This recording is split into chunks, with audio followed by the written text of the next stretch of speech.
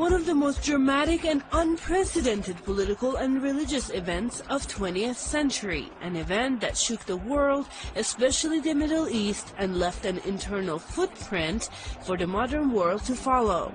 The return of Ayatollah Khomeini back to Iran from exile and the victory of the Islamic Revolution.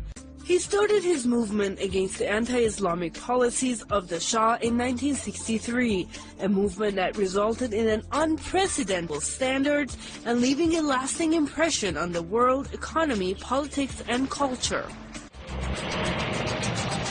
On February 1st, Imam Khomeini traveled back to Tehran from Paris, knowing well enough that the Shah was still in power and he could face possible death.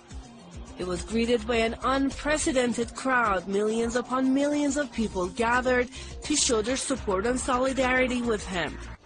The period from February 1 to 11 is called Dahe-e-Fajr, or the 10-day dawn. Every year Iranians hold celebrations during the period to mark the victory of the Islamic Revolution that brought an end to the 2,500-year-old monarchy in their country.